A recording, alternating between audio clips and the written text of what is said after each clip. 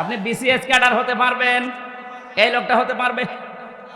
Honours masters করেছে, BCS পরীক্ষা দিয়ে যদি টিকে যায় কালকে ওই এসপি হতে পারবে, এসপি এরপরে এসপি। আমি বিসিএস ক্যাডার হওয়ার জন্য আমি কোচিংও করেছিলাম, পরীক্ষাও দিয়েছিলাম। আমার লিখিত পরীক্ষায় পাশ হওয়ার পরে ভাই ভাই যে দেখছে আমার 14 বংশ উল্টা পাল্টা, তখন আমারে বাদ দিয়ে দিয়েছে। যদি দেখতো না এর বাবা ওই যারা পালিয়েছে তাদের দলের সভাপতি, কি কথা বলছে না কেন, যদি দেখতো এর দাদা ওই দলের সেক্রেটারি, বলতো ঠিক আছে সব মাফ, আল্লাহর ওলি আজকে থেকে এসপি। জিজ্ঞেস করেন 100 ভাগ বলতো, কারণ আমার সে যোগ্যতা ছিল না, তা না লেখাপড়া করলে আমি হয়ে যেতাম। আমাকে লাইন মতো উঠতেই দেননি। এই 15.5 বছর এরকম বহু চেয়ারে দেশের বহু মানুষকে আপনি উঠতে দেননি। আপনি জালেম, আর এটা মজলুম।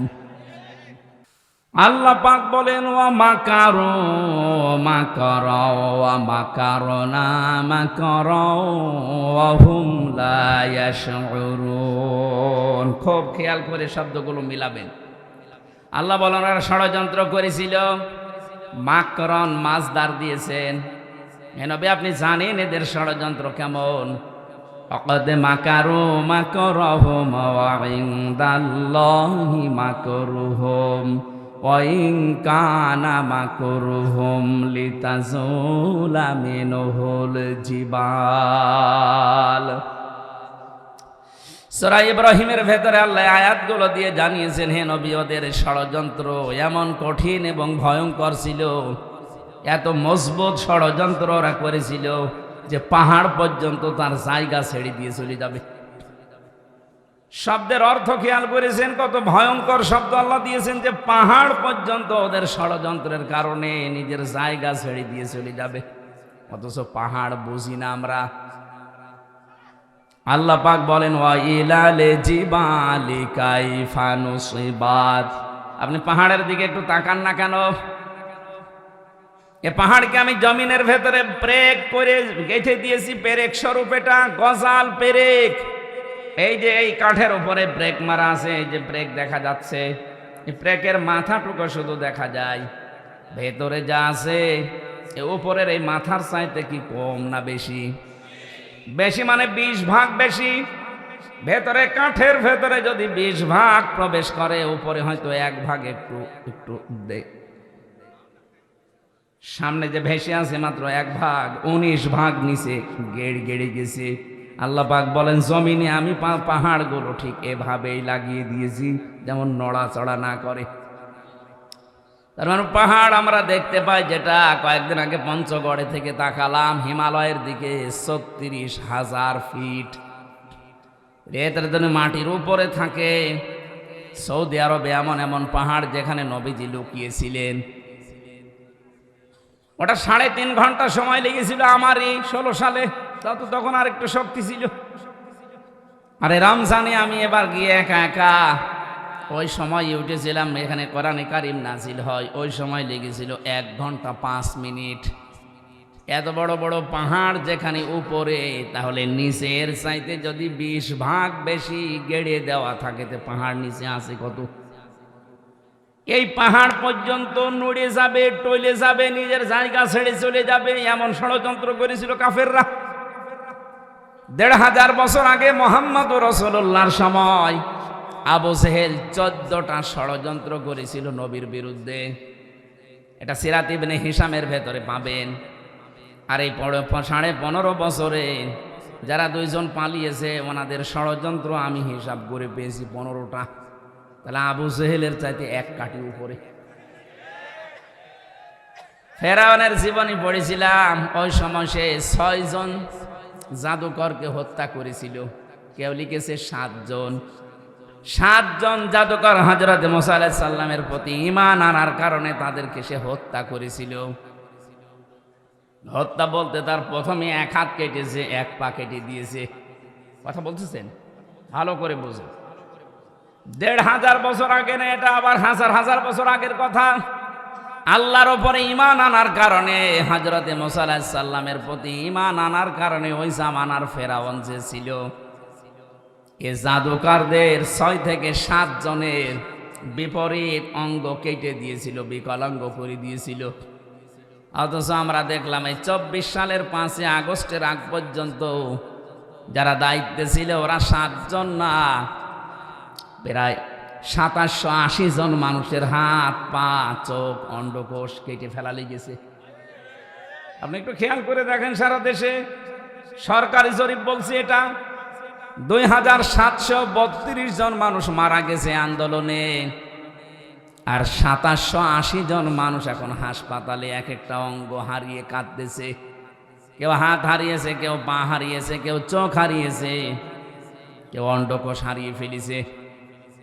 আপনি একটু মিলান, ফেরাউন যদি মাত্র 7 জনের বিপরীত হাত আর পা কেটে দিয়ে এই ইতিহাস হয়ে থাকে, ফেরাউনের নাম শুনলেই মানুষ এখন ঘৃণা করে। যাদের কারণে 2780 জন মানুষের অঙ্গ প্রত্যঙ্গ কাটা পড়ে গেল, এরা বিকলাঙ্গ হয়ে গেল, বলেন তো এরা কত বড় ফেরাউন? এই মোবাইলে কথা বলেন না রে, আপনি তো শুনছেন না। 1 ঘন্টা সব বন্ধ রাখেন। কি এত গুরুত্বপূর্ণ বলা লাগবে? আপনি এসেছেন কোরআন শোনার জন্য, বোঝা লাগবে, শিক্ষা নিতে হবে। যদি না নিতে পারেন ভাই বাড়ি যেয়ে গল্প করেন, কথা বলা যাবে না। না, অনেক মানুষ ভাবছে মনে মনে যে যা বলছে সবই তো বিরুদ্ধে। আরে বিরুদ্ধে গেলে আমি কি কোরআন শরীফ বানাবো? যা আছে তাই তো বলছি, কথা বলেন না কেন? এই যে 2টা বিষয় সামনে নিয়ে আসলাম, ফেরাউনের মাত্র 7 জন মানুষকে বিকলাঙ্গ করে দিয়ে যদি এত বড় ইতিহাস তৈরি করতে পারে ফেরাউন, এখনো পর্যন্ত মিশরের জাদুঘরে আছে, মানুষ যায় আর ঘৃণা করে, থুতু ছিটায়, কথা বলেন না কেন? তাহলে 24 সালের 5 আগস্টের আগ পর্যন্ত যাদের কারণে শুধু 7 জন না, 2780 জন। আমি কুষ্টিয়ায় 6 তারিখে গিয়েছিলাম, যে দেখে হাসপাতালে ওই যে আগস্টের 6 তারিখে কারো হাত নেই, কারো পা কেটে ফেলেছে, কারো চোখ নেই, অন্ডকোষ উড়ে গেছে, আর 14 জন তো জায়গায় মারা গেছে, পরে 2 জন 16 জন। এত মানুষের হত্যাকারী যারা, বিকলাঙ্গকারী যারা, যাদের কারণে মানুষ হাত পা হারিয়ে ফেলে আর সমাজের বোঝা হয়ে আছে। বলেন তো, যার একটা হাত নেই, একটা পা নেই, একটা চোখ নেই, ও তার পরিবারের জন্য বোঝা, তার সমাজের কাছে সে বোঝা, তার এই রাষ্ট্রের কাছে সে সারা জীবন যতদিন বেঁচে আছে বোঝা হয়ে বেঁচে আছে। এই কাজ যারা করে গেল, এরা কিয়ামতের দিন আমার মনে হয় ফেরাউনের সাথেই উঠবে। প্রথম নাম্বারটা কি বললাম? আবু জেহেল মাত্র 14টা কর্মসূচি নিয়েছিল নবীজির বিরুদ্ধে ষড়যন্ত্র করে। এই জন্য আবু জেহেলের নাম আজ পর্যন্ত কেউ রাখেনি এই 1500 বছরে। আমি কত ইতিহাস পড়ে দেখেছি, কেউ ছেলের নাম আবু জেহেল না। হ্যাঁ, জাহাল হক আছে, আবু জেহেল নেই। এত বছর পার হওয়ার পরও যদি এই 14টা ষড়যন্ত্রে ওর নাম কেউ না রাখে, আপনি এই 15.5 বছরে 15টা ষড়যন্ত্র এই দেশের বিরুদ্ধে, মানবতার বিরুদ্ধে, ইসলামের বিরুদ্ধে করেছেন। আজকে আমি একটা শুরু করছি, সেটা হচ্ছে সমকামিতা। এই ষড়যন্ত্র করে জাতিকে আজ ধ্বংস করার একটা পায়তারা এটা। আল্লাহ পাক ওই কথাটা এখানে লূত নবীর জীবনী থেকে নিয়ে এসে আমাদেরকে শোনাচ্ছেন। ভালো করে শোনো। অমাকারু মাকর ওয়া মাকারনা মাকরন, শব্দ কিন্তু এক, কিন্তু অর্থ 2টা। আল্লাহ বলেন কাফেররা ষড়যন্ত্র করেছিল আর আমি আল্লাহ করেছিলাম কৌশল, অথচ শব্দ একই। বলে কাফেরদের বেলায় যেটা ষড়যন্ত্র, আল্লাহর বেলায় সেটা কৌশল। এই পৃথিবীতে বাংলাদেশে ইসলাম কায়েমের জন্য আমরা যা করি এটা হচ্ছে জিহাদ, আর ওরা যা করে ওইটার নাম সন্ত্রাস। সুতরাং ইসলামী আন্দোলন বলেন, একামতে দিনের দায়িত্বে যারা আছে, অ্যাক্টিভ ভাবে ইখলাসের সাথে যারা কাজ করছে, এদেশে ইসলাম কায়েম আমরা করতে চাই, সে তারা যা পদ্ধতি অবলম্বন করবে ওইটার নাম আরবি জিহাদ, আর এটা উল্টিয়ে নষ্ট করার জন্য ওরা যেটা করবে ওইটার নাম সন্ত্রাস। এবার আসেন আল্লাহ পাক বলেন মাকারনা মাকরন, আমি আল্লাহ নিজে কিন্তু কৌশল করলাম। এখানে ফাইল কর্তা কে? আরো জোরে বলেন। আল্লাহ বলেন আমি নিজে তাদের বিরুদ্ধে কৌশল করলাম। অহুম লা ইয়াশউরুন, তারা টেরও পায়নি। এরপরে আল্লাহ জবাব দিয়েছেন নবীজিকে, ফানজুর কাইফা কানা আকিবাতু মাকরিহিম। হে নবী, একটু নজর করে দেখেন না কেন ষড়যন্ত্র যারাই করেছিল তাদের অবস্থা আমি কি করেছি।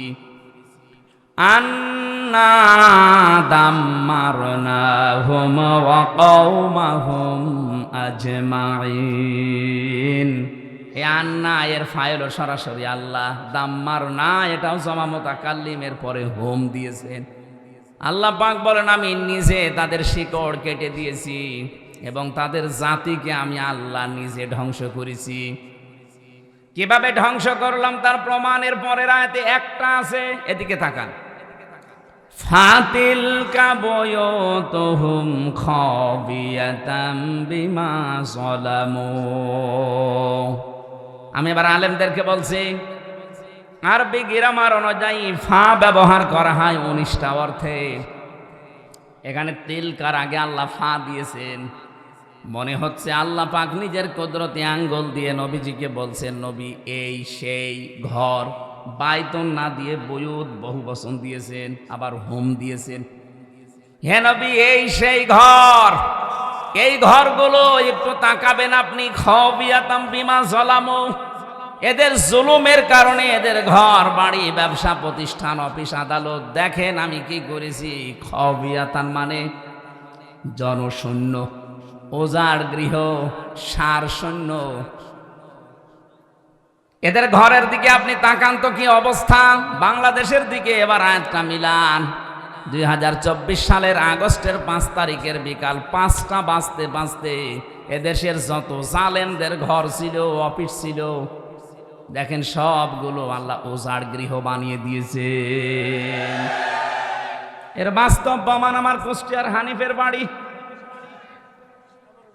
কামারুলের বাড়ি, ঝিনাইদহে আছে। আপনি একটু খেয়াল করে দেখেন, যারা জুলুম করেছে একজনকে তো টাঙিয়ে ন্যাংটা করে পিটিয়েছে। এটা জালেমদের জুলুমের পরিণতি। বিআন্নাহুম যুলিমু, কারণ তারা জুলুম করেছে। খাবিয়াতাম বিমা যালামু, তাদের এই জুলুমের কারণে আল্লাহ এই শাস্তিটা তাদের দিয়েছেন। ইন্না ফি যালিকা লাআয়াতাল লিকাওমিন ইয়ালামুন, অবশ্যই এর ভেতরে শিক্ষা আছে। লামে তাকিদ দিয়েছেন, লাআয়াতান, এর ভেতরে নিদর্শন আছে, শিক্ষা আছে তাদের জন্য। লিকাওমিন ইয়ালামুন, যারা জ্ঞানী সেই সম্প্রদায়ের জন্য।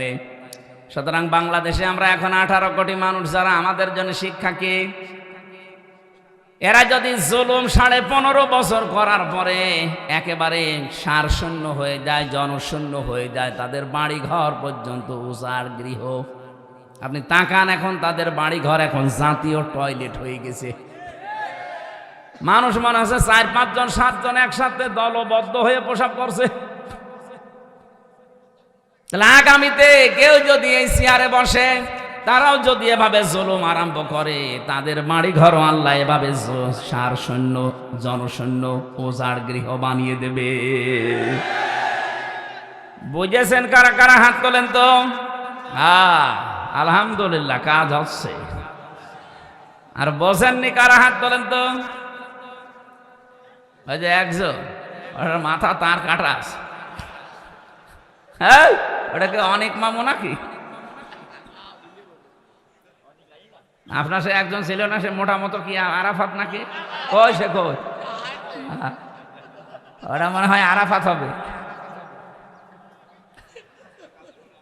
না। আমি যেটা বোঝাতে চাইলাম এতক্ষণ, এই যে 5-7 মিনিট আমি আন্দাজে কথা বলছি না, এটা কোরআন দিয়ে দলিল দিলাম। এটা হাজার হাজার বছর আগে লূত নবীর কাহিনী আল্লাহ শুনিয়েছেন এইভাবে।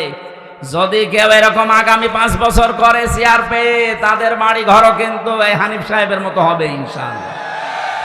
এই জন্যে সমকেড়াবেন, সাবধান। আমার ভাইরা,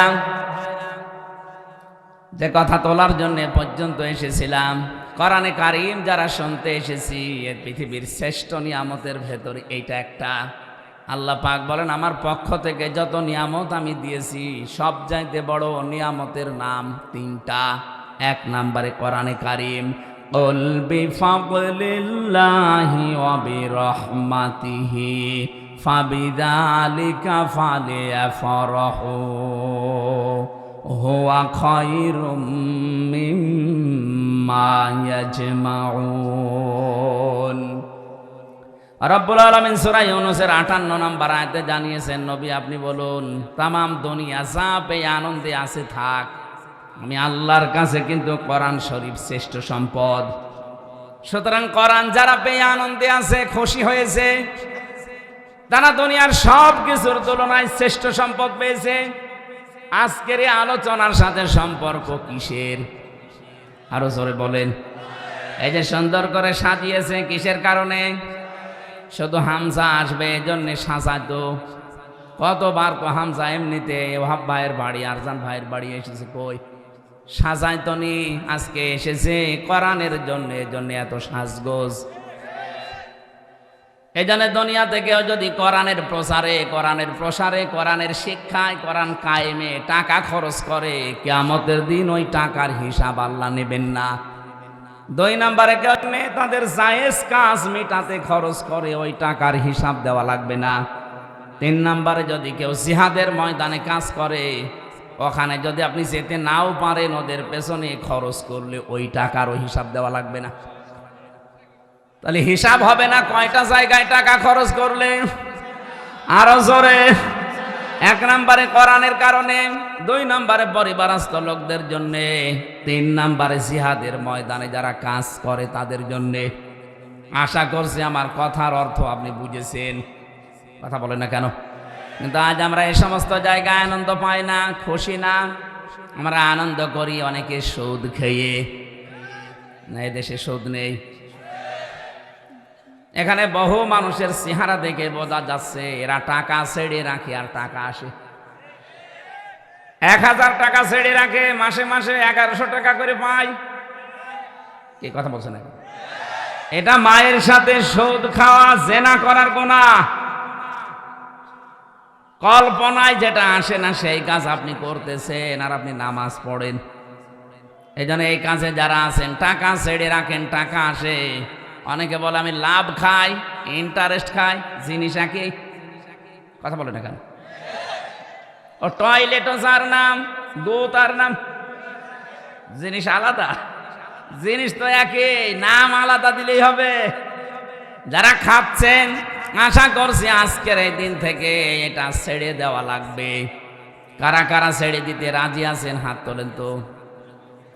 তার মানে এই এলাকায় অনেকে খাচ্ছে। ঠিক আছে বাবা, শাহজালাল সব হালাল না। জেনাইদা জেলা খাচ্ছেন যারা, ছেড়ে দেবেন। ব্যাংকিং ব্যবস্থা বাংলাদেশে যেগুলো আছে, অর্থনীতি, এটা যে ইবাদত অনেকে জানেই না, মনে করে এ দুনিয়ার কাজ না। সোনালী, চৈতালি, যে সমস্ত ব্যাংকগুলো আছে না, সোনালী, রূপালী, অগ্রণী, চৈতালি, এ ব্যাংকের চাইতে ইসলামী ব্যাংকে কারবার করা ইমানের দাবিতে 100 ভাগ স্বচ্ছ। আপনি যদি ওই সমস্ত ব্যাংকে কারবার করেন, বলো ঔষধ এ ঔষধ, এটা কাফেরদের কথা। ওয়াহাল্লাল্লাহুল বাইআ ওয়া হাররামার রিবা, আল্লাহ ব্যবসাকে হালাল করেছে আর সুদকে হারাম করেছে। ওই জামানায় কাফেররা বলতো ও সুদও চা, ও ব্যবসাও তা। এখন অনেকে আজ বিভিন্ন জেনারেল ব্যাংকের সাথে ইসলামী ব্যাংক মিলিয়েছেন। আরে ভাই, এতদিন এই শয়তান, এই জালেমরা 15.5 বছরে ইসলামী ব্যাংকে হাত দিয়ে ওরা 75,000 কোটি টাকা আত্মসাৎ করেছে। ইসলামপন্থী এদেশের জনগণের ঘাম ঝরানো টাকাগুলো এই ব্যাংকটা প্রতিষ্ঠিত হয়েছিল। এদেশের শরিয়া ব্যাংক আছে, শরিয়া বোর্ড আছে এই ব্যাংকের জন্য। গোনা যদি হয় তাদের হবে, আপনার অসুবিধা নেই। নবীজি 13 বছর মক্কায় নামাজ পড়েছিলেন, কাবা শরীফে, না পড়েননি? আর 10 বছর পড়েছিলেন কোথায়? মদিনায়। বলেন, এই যে 13 বছর তিনি নামাজ পড়লেন মক্কায়, ওই সময় কাবা শরীফের ভেতরে মূর্তি ছিল না? কয়টা? 360টা। কয়টা? কি মনে হয় আপনার বলেন? 360টা মূর্তি সামনে নিয়ে নবীজি নামাজ পড়লেন, ওনার নামাজ হয়েছে? এ বলছে না, এ বলছে হা। কি বলেন, আপনার কি মনে হয় ওনার নামাজ হয়েছে না হয়নি? কেন হয়ে গেল নামাজ? কারণ উনি অপারগ ছিলেন। এই 13 বছরে একটা মূর্তিও সরানোর ক্ষমতা ওনার। বলেন বলেন, যখন ক্ষমতা পেয়েছেন মদিনার প্রেসিডেন্ট হয়ে, একটা মূর্তি ছিল আর সবগুলো দিয়ে আলীকে দিয়ে ভাঙিয়েছেন, নিজে ভেঙে ভেঙে ফেলে দিয়েছেন। যে যতদিন পর্যন্ত দেশে যাকাত ভিত্তিক অর্থনীতি কায়েম না হবে, ততদিন আপনি ইসলামী ব্যাংকে নির্দ্বিধায় কাজ করেন, কোনো গোনা নেই, গোনা হলে ওদের হবে। শরীয়তের কিছু নিয়ম নীতি, ইসলামিক অর্থনীতির যেগুলো মেইনি অন্তত চলছে, তারা চেষ্টা চালাচ্ছে। 100% সম্ভব না, কারণ যতদিন রাষ্ট্রে যাকাত কায়েম না হবে রাষ্ট্রীয়ভাবে, ততদিন দেশে যদি ফেরেশতাও ব্যাংক চালায়, তারও সুদ খাওয়া লাগবে। এই জন্য যতদিন কায়েম না হয়, নবীজি যেমন রাষ্ট্রপতি যতদিন না হয়েছেন, ততদিন মূর্তির সামনে নিয়েই, বলেন না কেন, মূর্তির সামনে নিয়েই আমরা যতদিন ইসলাম কায়েম করতে না পারি, ততদিন পর্যন্ত কাজ কারবার করলে ইসলামী ব্যাংকে করবেন। এদের মোশারাকার সিস্টেম আছে, মোদারাবা আছে, মোরাবাহা আছে, বায়ে সালাম আছে, বায়ে মুআজ্জাল আছে, বায়ে ইস্তেসনা আছে, বায়ে ওয়াহেদা আছে, অনেকগুলো নিয়ম নীতি আছে, প্রকার ভেদ আছে। নবীজি নিজে মোদারাবা করেছিলেন খাদিজাতুল কুবরার সাথে। খাদিজা টাকা দিয়েছে, নবীজি শ্রম দিয়েছে। কথা বলছেন আপনি? জিজ্ঞাসা করেন যারা আলেম আছে, খাদিজা অর্থ দিয়েছিলেন, নবীজি শ্রম দিয়েছিলেন। ব্যবসা করেন উনি, এটার নামই তো মোদারাবা। ইসলামী ব্যাংক এইটা করে। যদি গোনা হয় এরপরও ওনাদের হবে, আপনার চিন্তা নেই। এরপরও যারা সুদ খাচ্ছে, আপনি বললেন যে আমি ছেড়ে দেব, কয়েকদিন পরে কিন্তু আমি আবার আসতেছি। এই যে ঝেনাইদা কি দারুস সালাম নাকি মাদ্রাসা, ওটা হয় আপনাদের, ওটার নাম কি, রিয়াজুল জান্নায় আসবো সামনে মাসে। এটা ডিসেম্বর জানুয়ারির হয়তো 13 তারিখ মনে হয়। ওই জায়গায় কথা বলবো ইনশাল্লাহ ওই দিন, অর্থনীতির ওপরে। আজকে আমার সাবজেক্টটা আলাদা। আমার আজকের বিষয় হচ্ছে গোনাহের কারণে আল্লাহ শাস্তি নাজিল করেন। কি কি ধরনের শাস্তি আসে কোন গোনায়, আমরা ওগুলো জানার পরে ছেড়ে দেবো ইনশাল্লাহ। কি থাকবেন না? তাহলে যারা সুদ খেয়ে আনন্দ করছেন, এরা মায়ের সাথে জেনা করছেন। আর বড় গোনা কি? আল্লাহ রাসূলের সাথে যুদ্ধ করা। এইটা করে অনেকে আনন্দে আছেন। অনেক মানুষ দেখা যায় তারা এতিমের মাল আত্মসাৎ করে আনন্দে আছে। আল্লাহ পাক বলেন, ইন্নাল্লাযীনা ইয়াকুলুনা আমওয়ালাল ইয়াতামা যুলমান ইন্নামা ইয়াকুলুনা ফি বুতুনিহিম নারা ওয়া সায়াসলাউনা সাঈরা। জোরে বলেন আল্লাহু আকবার। আল্লাহ রাব্বুল আলামিন বলেন, পৃথিবীতে নিশ্চয় যে বা যারা এতিমের মাল সম্পদ খাচ্ছে, ভবিষ্যতেও খাবে, জুলমান জুলুম করে। এখানে জুলমান শব্দের অনেকগুলো ব্যাখ্যা লেখা আছে। ফাঁকি দিয়ে, না বলে, বিভিন্ন কায়দা কৌশল করে, এমনকি উল্টা পাল্টা করে তার জমি জায়গা লিখে নেওয়া, এইটা জুলুম। আজ অনেকে ভাইয়ের জমি লিখে নেন ফাঁকি দিয়ে, এটা কি জুলুম? বলেন না কেন? সে হয়তো আপনার কাছে অসহায়, আপনি বড় ভাই, সে ছোট ভাই, আপনি লেখাপড়া জানেন, যোগ্যতা আছে, সে হয়তো মূর্খ মানুষ, জানে না, বিশ্বাস করে এমন কায়দা করে টিপসই নিয়ে তাকে আপনি ফকির করে দিলেন। এরপরে যে সম্পদের মালিক হলেন, টাকা পয়সা, জমি জায়গা, এখান থেকে যে ফসল আসে, টাকা পয়সা কামাই হয়, এইটা যারা খায়, ইন্নামা ইয়াকুলুনা ফি বুতুনিহিম নারা, ওরা যেন পেটের ভেতরে জাহান্নামের আগুন ঢোকাচ্ছে। বলেন নাউজুবিল্লাহ। বাংলাদেশে হিসাব করলে মানুষ পাওয়া যাবে না, যাবে না? বলেন, বাংলাদেশ লাগবে না? এখানে আছে না নেই? কারা কারা এতিমের মাল, এভাবে ভাইয়ের মাল, বোনের মাল, নিজের মেয়ের মালও পর্যন্ত আত্মসাৎ করছেন? যারা শরীক ফাঁকি দেন মানুষের, দুইটা গোনা হবে আপনার। এক নম্বরে আপনার চেহারার উজ্জ্বলতা আল্লাহ নষ্ট করে দেবে। দেখবেন এলাকায় যারা শরীক ফাঁকি দিয়েছে, ওদের চেহারার ভেতরে আল্লাহ নূর তুলে নিয়েছে। এখানেও আছে, আমি চেহারা দেখলেই বলতে পারবো শরীক ফাঁকি দিয়েছে। আপনি দাঁড় করান লাইন দিয়ে, দেখলেই বোঝা যাবে যে হ্যাঁ ও মেরে খায়। এই কথা বলছেন না কেন? দ্বিতীয়টা কঠিন, মরণের সময় আপনার ঈমান নসিব হবে না, আপনি বেঈমান হয়ে মারা যাবেন। আপনি ভাগকে, বোনকে, অন্যকে ফাঁকি দিয়ে বিশাল সম্পদের পাহাড় তৈরি করে গেলেন, কি হবে আপনার এই সম্পদ? বাস্তবতা কি বলে বলেন? আপনি 200 বিঘা জমির মালিক, এদিকে থাকান, 500 বিঘা জমি আপনি তৈরি করে গেলেন, 100 বছর পরে তো আপনার থাকবেন না নাকি? বলেন বলেন, বিবেক দিয়ে ভাবেন। 200 বছর পরে আপনি আবার দুনিয়ায় আসলেন, 100 বছর পরে মরে গেলেন, 200 বছর পরে আসলেন, মাত্র 300 বছরের ব্যবধানে যদি এই 500 বিঘা জমি আপনার ছেলের ছেলের ছেলে, যারা 3 পুরুষের পরে, এরা ব্যবহার করবে কি? আপনি যদি এসে বলেন যে এগুলো আমি কিনেছিলাম, এ বাড়ি আমার, দাঁত মুখ খুলে ফেলবে। ইয়ার কি মারো কে তুমি? তোমার যদি থাকার জায়গা না থাকে, শৈলকুপা বাজার মসজিদের বারান্দায় রাত থেকে ফটো, এখানে আর জায়গা নেই। এটাকে হাসির খোরাকি দিলাম? চিন্তায় তো মাথা নত হয়ে যাওয়ার কথা, যে কি শুনছি, কার জন্য আমি করলাম। আর যারা ঘুষ খায়, কি করছেন আপনি? ঘুষ খেয়ে বিশাল বিশাল ফ্ল্যাটের মালিক হবেন, জমি জায়গা টাকা পয়সার আপনি সম্পদের পাহাড় তৈরি করে রাখলেন। আপনি মাত্র 200 বছর পরে ফিরে আসেন, এই ফ্ল্যাটে জীবনও আপনাকে আর উঠতে দেবে না।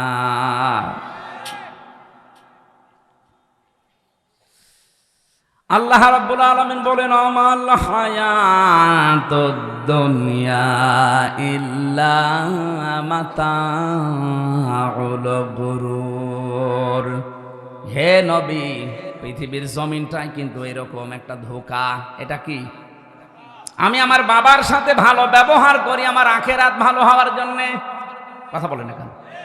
আমি আমার বাবাকে যদি ছেড়েও দেয় আমার আখেরাত ভালো হওয়ার জন্যে, আর দেখে যদি উনি আল্লাহ রাসূলকে মানে না, এরকম বাবাকে আমিও মানি না। আমি আমার মায়ের সাথে ভালো ব্যবহার করি আমার নিজের জন্যে, আমার আখেরাত তৈরি করার জন্যে। মাকেও যদি ছেড়ে দেওয়া লাগে, যদি দেখি না এও আল্লাহ রাসূলের বিরুদ্ধে অবস্থান নিয়েছে, ভালো ব্যবহার করব, কিন্তু মন থেকে মেনে নেওয়া সম্ভব না। এই কথা বলেন না কেন? আমি এই যে দাড়িওয়ালা আশরাফ ভাইকে ভালোবাসি, এটা আল্লাহর জন্যে। যদি দেখি না ওনার কর্মকাণ্ড ইসলামের বিরুদ্ধে, ওনার ঘৃণা করতেও আমার 1 সেকেন্ড সময় লাগবে না।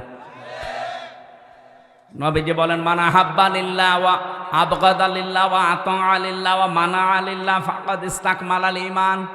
কাউকে যদি ভালোবাসো আল্লাহর জন্য বাসবা, কিছু বেশি বেশি পাওয়ার জন্য তাকে দান করবা না, যে এই লোকটাকে কিছু যদি দেই পরবর্তীতে এর চাইতে বড় জিনিস পাওয়া যাবে, এরকম ধান্দা নেই অনেকের। এক কথা বলেন না কেন? এই ধান্দায় বেশি পাওয়ার নিয়েতে কাউকে কিছু দিবা না। কিছু দিলে কার জন্যে? আরো জোরে। কাউকে যদি নিষেধ করো যে দেব না, তাও আল্লাহর জন্যে। কারো উপর যদি রাগ করো, তাও আল্লাহর জন্যে। কাউকে যদি ভালোবাসো, তাও আল্লাহর জন্যে। 4টা কাজ আছে হাদিসে। নবীজি বলেন, যারা দুনিয়ায় 4টা করতে পারবে, ফাকাদ ইসতাকমালাল ঈমান, সে যেন তার ঈমানকে পরিপূর্ণ করে নিল। জোরে বলেন সুবহানাল্লাহ। আল্লাহ পাক বলেন, কিয়ামতের ময়দানে যখন এই মানুষটাই উঠবে আমার সামনে, যে 500 বিঘা জমি বানিয়েছে, 10টা ফ্ল্যাট বানিয়েছে, এই লোকটা কি বলবে জানেন? ইয়াউমা তাআতি কুল্লু নাফসিন তুজাদিলু আন নাফসিহা। শব্দের দিকে খেয়াল করেন, আল্লাহ মনে হচ্ছে আমার নাম ধরে বলছে। কুল্লু নাফসিন, প্রতিটি ব্যক্তি। আশরাফ হতে পারে, হামজা হতে পারে, আরজান হতে পারে, ওয়াহাব হতে পারে। প্রতিটি মানুষকে আল্লাহ যেন আলাদা আলাদা আলাদা করে ডাক দিয়েছেন। ইয়াউমা তাআতি কুল্লু নাফসিন, প্রতিটি ব্যক্তি কিয়ামতের দিন তুজাদিলু আন নাফসিহা, নিজের পক্ষে যুক্তি তর্ক প্রমাণ হাজির করবে আল্লাহর সাথে ঝগড়া করার জন্য। আল্লাহর কাছ থেকে বাঁচার জন্য যুক্তি প্রমাণ রেডি করবে, যে আমি এই কারণে করেছিলাম, আমি নামাজ পড়তে পারি না আমার সন্তানের কারণে, কারণ তাকে সুখে রাখতে গিয়ে আমি সারাদিন মাঠে কাজ করেছি, সেজদা দেওয়ার সময় পাইনি। এটা যুক্তি। আপনার আর কয়টা ছেলে মেয়ে? হযরতে ইয়াকুব নবীর দিকে তাকান। তার 12টা সন্তান ছিল। কয়টা বলেন? শুধু ছেলেই ছিল তার 12টা। তো এতগুলো সন্তানের কারণে কোনোদিন আল্লাহর বিধান থেকে তাকে তো টলাতে পারেনি। আপনি 2টা 5টা ছেলে মেয়ের কারণে আল্লাহর বিধান বাদ দিয়ে দেন, যুক্তি প্রমাণ করবেন, আল্লাহর কাছে খাড়া করবেন। আল্লাহ বলেন তো যা দিল আন নাফসিহা, প্রতিটি মানুষ তার নিজের পক্ষে খাড়া করবে যুক্তি তর্ক। অত আফা কুল্লু নাফসিম মা আমিলাত ওয়া হুম লা ইউযলামুন। প্রত্যেককে আমি আল্লাহ পরিপূর্ণ করে দেব তার কাজের প্রতিদান, কিন্তু তার উপর আমি জুলুম করব না। যে যতটুকুই করেছে কিয়ামতে আল্লাহ তাকে ওই পরিমাণ দেবেন। আমার এবার আয়াতের আলোচনা শুরু হচ্ছে। যেটা বললাম একটা 111 নাম্বার আয়াত সূরা নাহালের। এখন যেটা আমরা তেলাওয়াত করেছিলাম এটা সূরা নাহালের 112 নাম্বার আয়াত। এই আয়াতের ভেতরে আল্লাহ একটা কারিয়া, একটা জনপদ, একটা গ্রামের উদাহরণ দিয়েছেন আমাদের সামনে। খুব ভালো করে মিলাবেন। গ্রামটা এই হাবিবপুর হতে পারে। নির্ধারিত নাম আমি তাফসিরে পাইনি। কোন মুফাসসির হয়তো মক্কা নগরীর নাম দিয়েছেন, না, এটা ঝিনাইদহ জেলার শৈলকুপা থানার হাবিবপুর হতে পারে। আপনি একটু মিলাবেন, দেখবেন এই গ্রামের সাথে মেলে কিনা। আমার কথা বোঝা যাচ্ছে তো? আমি তো মনে হচ্ছে যে একেবারে ক্লাসের মতো বললে ছাত্র যেভাবে বোঝে ছাত্ররা ঠিক ওইভাবে বুঝতেছে। হ্যাঁ, কিছু যদি পাগল ছাগল থাকে 14 বার বুঝলেও বুঝবে না। ওরে বোঝাতে হলে কোরআন শরীফে হবে না, বুখারী শরীফে হবে না, কি লাগবে? বুখারী শরীফ। আপনারা কোরআন শরীফ, হাদিস শরীফ, বুখারী শরীফ দিয়ে যেহেতু বুঝে ফেলছেন, ভালো করে এবার বোঝেন। উপমা দিচ্ছেন, উদাহরণ দিচ্ছেন কে? আরো জোরে বলেন। এই জন্য উদাহরণ দিয়ে কোরআন বোঝালে মানুষ বোঝে ভালো। আল্লাহ পাক কোরআনে কারীম বোঝানোর ক্ষেত্রে বহু উদাহরণ কোরআনে সেট করেছেন, এমন এমন উদাহরণ দিয়েছেন। আজকে একটা উদাহরণ বলছি। ওয়াদারাবাল্লাহু মাসালান ক্বরিয়াতান। আল্লাহ পাক একটা গ্রামের উদাহরণ দিচ্ছেন, উপমা, দৃষ্টান্ত। খুব ভালো করে মিলাবেন। বললাম হাবিবপুর হতে পারে, এটা হাবিবপুর না? কি ছিল সেই গ্রামে? কানাত আমিনাতাম মুতমাইন্নাতান। 1 নম্বর ওই গ্রামটা ছিল নিরাপদ। 2 নম্বরে ছিল শান্ত নির্মল। তাহলে গ্রামের কোয়ালিটি পেলাম কয়টা? 1 নম্বরে নিরাপত্তা ছিল, 2 নম্বরে ছিল শান্ত। ইয়াতিহা রিজকুহা রাগাদাম মিন কুল্লি মাকান। বিভিন্ন এলাকা থেকে তাদের কাছে রিজিক আসতো, বিপুল পরিমাণে রিজিক তাদের কাছে আল্লাহ বিভিন্ন এলাকা থেকে বিভিন্ন কায়দায় পাঠাতেন। হয়তো ব্যবসার কারণে, বাণিজ্যের মাধ্যমে বিভিন্ন মানুষের মনের ভেতরে মায়া দয়া উদ্রেক করে দিয়ে। এতটুকু আল্লাহ শেষ করেননি। এইবার আসল কথা আল্লাহ জানাচ্ছেন, ফাকা ফারতে বিআনউমিল্লাহ। তারা যখন আল্লাহর এই নিয়ামতগুলোর সাথে কুফরি করেছে, আল্লাহর নিয়ামত পাওয়ার পরে যখন তারা ঢেকে ফেলেছে, ফাআযাকাহাল্লাহু লিবাসাল জুই ওয়াল খাউফ। আল্লাহ পাক তখন তাদেরকে শাস্তি দেওয়ার জন্যে মজা চাকাতে 2টা আযাব পাঠিয়েছেন। 1 নম্বরে তাদেরকে ক্ষুধা দিয়েছেন, 2 নম্বরে তাদেরকে ভয় দিয়েছেন। বিমা কানু ইয়াসনাউন, তারা যে কাজ করেছিল এর ফলশ্রুতিতে। বাংলা অর্থ বললাম, এবার আছেন তাফসিরে। আমার ভাইরা, মক্কা শহরের কেউ কেউ নাম দিয়েছেন এই কারিয়া। এই কারিয়া, এই গ্রামের নাম কেউ কেউ মক্কা দিয়েছেন। এই জায়গাটা পুরা আরব জাহানের ভেতরে তখন এমন শান্ত নিরাপত্তার চাদর ছিল কাবা শরীফ থাকার কারণে। রব্বুল আলামিন বলেন, অমাং দাখলাহু কানা আমিনা। এই ভালো করে এবার আমি যেখান থেকে যে পয়েন্ট বের করব, মনে করবেন ওখানে একটা নতুন শিক্ষা বের হবে। আছেন তো আপনারা? ইন্না আউওয়ালা বাইতি উবদিআ লিন-নাসি লাল্লাযী বিবাক্কাতা মুবারাকাও ওয়া হুদাল লিল আলামিন। এ পৃথিবীর সর্বপ্রথম ঘর যেটা, তার নাম বলে, যদিও কাবা এটা মক্কায় অবস্থিত। মক্কার প্রাচীন নাম ছিল বাক্কা। আল্লাহ কোরআনে কারিমে মাক্কাও দিয়েছেন, বাক্কাও দিয়েছেন। এই বাক্কায় সর্বপ্রথম যে ঘরটা, দুইটা কোয়ালিটি এ ঘরের। এক নম্বরে মোবারকান, এটা বরকতময়। পৃথিবীর কত জায়গায় তো যাই, কত জায়গা দেখি, একটা কালো গ্লাভ দিয়ে মোড়ানো আছে। আমার মনে হয় সব মায়া আল্লাহ ওর ভেতরে দিয়ে রেখেছেন। অন্তত যারা বোঝে, উপলব্ধি করে মোবারকান শব্দটা, ওই আলেমগুলো যখন কাবার দিকে তাকায়, আমার মনে হয় অধিকাংশ আলেমের চোখ দিয়ে অঝরে পানি পড়ে। কত জিনিস তো তারা দুনিয়ায় দেখেছে, কিন্তু এর মতো সৌন্দর্য আমার আল্লাহ পৃথিবীতে আর কিছু দেয়নি। এবার রমজানে আমার বাবা মা, আমি আর আমার ওই যে মেয়েটা নিয়ে যেতে পারি নাই মাওয়াকে, আমরা যাব এবার ওমরায়। বাবা মাকে বলবো, আপনারা মুরব্বী মানুষ, রাত দিন সময় পেলেই কাবা শরীফের দিকে তাকিয়ে থাকবেন। পৃথিবীর একটাই জায়গা যেখানে তাকিয়ে থাকলেই গোনা মাফ হয়ে যায়। বাড়ি যে কালকে বলবেন সুবহানাল্লাহ। যারা যেতে পারেন না, মনের ভেতরে আফসোস আকাঙ্ক্ষা তৈরি করেন, আল্লাহ রাব্বুল আলামিন মরণের আগে অন্তত কাবা দেখার তৌফিক দিও। তে তো মোবারক বরকতময় করে দিয়েছেন আল্লাহ। বারবার যারা কাবায় যাবে, নবীজি বলেন তাদের অভাব অনটন আল্লাহ দূর করে দেবে। এজন্য সময় পেলে টাকা দিয়ে আপনি ব্যাংককে, হংককে, থাইল্যান্ডে, কানাডায় না যেয়ে, বেশি টাকা খরচ হয় না, অল্প কিছু টাকা দিয়ে কাবা শরীফটা দেখে আসবেন।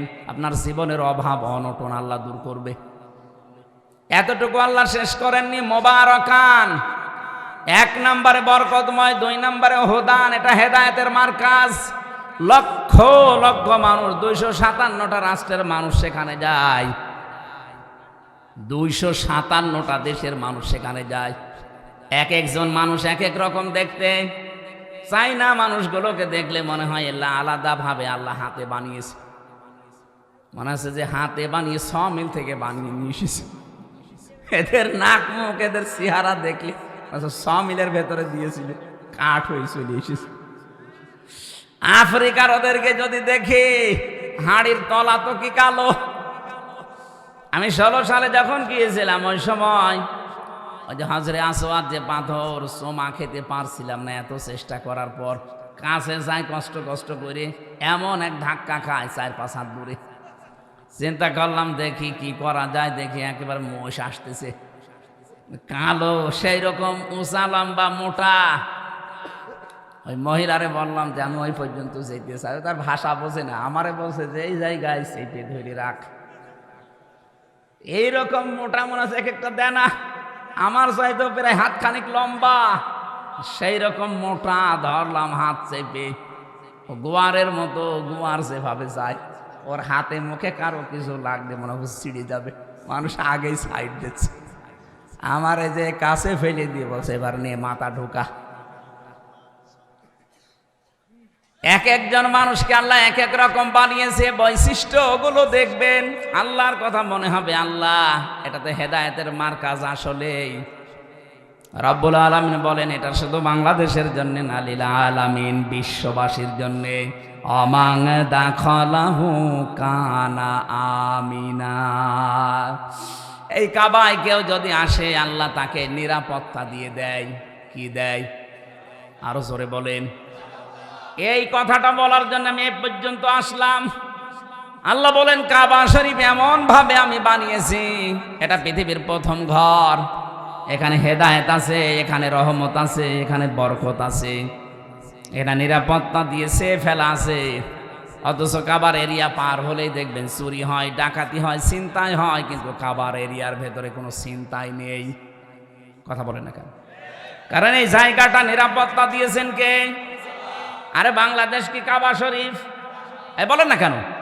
এটা কাবা থেকে 6000 কিলোমিটার দূরে। তাহলে বাংলার 56,000 বর্গ মাইল যদি আমরা নিরাপত্তা দিতে চাই, মাস্ট বি কাবা শরীফ যেগুলো থেকে মুক্ত, বাংলাদেশের 56,000 বর্গ মাইল ওইটা থেকে মুক্ত করা লাগবে। কাবা শরীফে 1 নম্বরে শিরিক চলে না। কি চলে না? বলেন বলেন। এখান থেকে শিক্ষা বের হবে এবার 2টা। আমি আন্দাজে বলছি না, প্রতিটি কথায় দলিল আছে। সূরা আনআম 82 নম্বর আয়াতের দলিল, আল্লাযীনা আমানু ওয়া লাম ইয়ালবিসু ঈমানাহুম বিযুলমিন উলাইকা লাহুমুল আমনু ওয়া হুম মুহতাদুন। এটা ইবনে কাসিরের ভেতরে আছে। আল্লাহ পাক বলেন, যারা ঈমান আনে আর ঈমানের সাথে জুলুমকে মিশ্রণ করে না। এখানে জুলুম মানে শিরিক। জুলুম মানে কি? ঈমানের সাথে যারা জুলুমকে শিরিককে মিশ্রণ করবে না, উলাইকা লাহুমুল আমনু, আল্লাহ যেন হাত দিয়ে দেখাচ্ছেন এই মানুষগুলো, এই ঝিনাইদহ শৈলকুপার হাবিবপুরের এই মানুষগুলো লাহুমুল আমনু, এদের জন্য নিরাপত্তা। তাহলে কোন জনপদের লোকেরা, কোন দেশের লোকেরা যদি ঈমান আনার পরে ঈমানের সাথে জুলুমকে, তার মানে শিরিককে মিশ্রণ না করে, ওই জায়গাটা নিরাপত্তা দিয়ে দেয় কে? এই বাংলাদেশকে যে এখন শান্ত শিষ্ট স্বস্তি নিরাপদ এরকম একটা দেশ আপনি বানাতে চান, দাদা বাবু কাকা বাবুদের ইশারায় হবে না, ওই সাদা চামড়াদের ইশারায় হবে না, হওয়া লাগবে শিরিক মুক্ত বাংলাদেশ। আরো জোরে, এদের শিরিক মুক্ত হচ্ছে বলেন। আরো শিরিক যেন করে, সেই রাস্তাগুলো 15.5 বছরে মানুষ খুলেছিল, মোড়ে মোড়ে মূর্তি তৈরি করে শিরিকের কারখানা তৈরি করেছিল, আল্লাহর ওপরে আস্থা বিশ্বাস তুলে দিয়েছিল। এক কথা বলছে না কেন? সার্বভৌম ক্ষমতার মালিক আল্লাহ, এইটা পর্যন্ত বাদ দিয়েছিল। বাংলাদেশ জামাত ইসলামী এইটা বিশ্বাস করত, এই কারণে তাদের নিবন্ধন পর্যন্ত বাতিল করে দিয়েছিল। আপনি কি মনে করেন জামাত ইসলামী দাড়ি ছোট রাখে এই জন্য তাদের নিবন্ধন বাতিল? ওরা টুপি মাথায় দেয় হালকা, এই জন্য নিবন্ধন বাতিল না। ওরা জাতে মাতাল হলো, তাহলে ঠিক আছে কাফেররা। এই জালেমদের টার্গেট ছিল এদেশে আল্লাহর উপরে সার্বভৌম ক্ষমতার মালিক মানা যাবে না, যারা মানে তাদের এই কাজে নিষিদ্ধ করা যায়। আপনি টের পান কি কোথা থেকে কি হয়? যারা সার্বভৌম ক্ষমতার মালিক আল্লাহকে মানে না, মনে করে ক্ষমতার উৎস জনগণ, এটা যে শিরিক, এই সূক্ষ্ম বিষয়টা অনেককে বুঝতেও দেয় না। পাম দেয়, হাওয়া দেয় জনগণকে, হ্যাঁ আমরা মালিক, অথচ আমাদের হাতে কিচ্ছু নেই। ভোট দেওয়ারই ছিল, সেইটাও কেড়ে নিয়েছিল। কথা বলে না কেন? আমি মনে করছি আপনারা ঠিক বুঝতেছেন। এই বাংলাদেশে আজ যারা ক্ষমতার উৎস জনগণ মনে করেন, তারা কিন্তু শিরিক করছেন। কথা বলে না কেন? শিরিক যারা করে তারা মুশরিক। কি এবার শিরিক কিভাবে হয়? আল্লাহ যেটা পারে ওইটা অন্য কেউ পারে, এই বিশ্বাস করার নাম শিরিক। সন্তান দিতে পারে শুধুমাত্র কে? অন্য কোনো বাবাও পারে, এ বিশ্বাস করার নাম। এরকম বিশ্বাস অনেক বাবা, অনেক মা, অনেক বউ করে না, তারা মুশরিক। কারণ আল্লাহ পারে যেটা অন্য কোনো বাবা, সে পীরকে দরবারকে আপনি দিতে পারেন না। আইন তৈরি করতে পারে কে? এটা অন্য কেউ পারে, এই বিশ্বাস করার নাম শিরিক। আর শিরিক যারা করে তারা মুশরিক। সুতরাং বাংলাদেশে যারা আল্লাহর আইনের বিরুদ্ধে অন্য আইন কায়েম করতে চান, সে যে দলের লোক হন, আপনি কিন্তু শিরিক করছেন। আর শিরিক করলে আপনি আরো জোরে বলেন। আমার মনে হয় এবার অনেকের মন খারাপ হয়ে গেল।